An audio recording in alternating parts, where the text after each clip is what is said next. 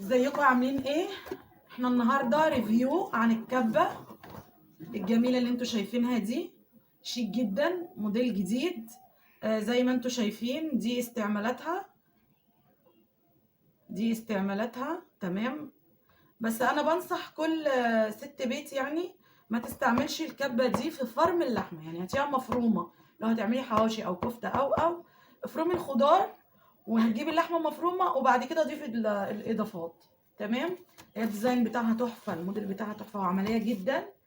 انا لسه هجربها معاكم النهارده، اهو اول يوم رمضان، كل سنه وانتم طيبين. ده الموتور بتاعها، ليها سرعتين.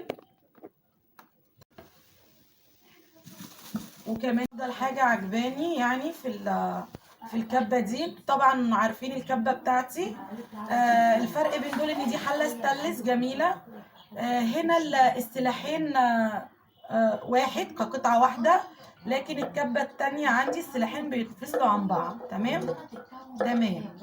هنجيب بقى الكبه التانية ونعمل مقارنه. دي الكبه بتاعتي القديمه، السلاحين منفصلين عن بعض.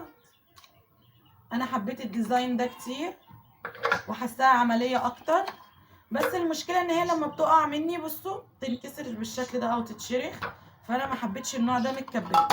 بس والله الموتور بتاعها حلو وقوي جدا، والسلك بتاعها اطول.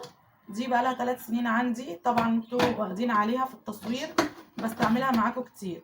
بس كده، وده كان الفيديو بتاعي النهارده، ريفيو بسيط عن الكبه الجميله دي. عجبكم شير عشان الكل يستفاد، ولايك، كومنت جميل. لو في ماركات تانية حابين تقولوا لي عليها، حطوا لي رأيكم في كومنت، هقرا الكومنت وهجاوب عليه. وباي.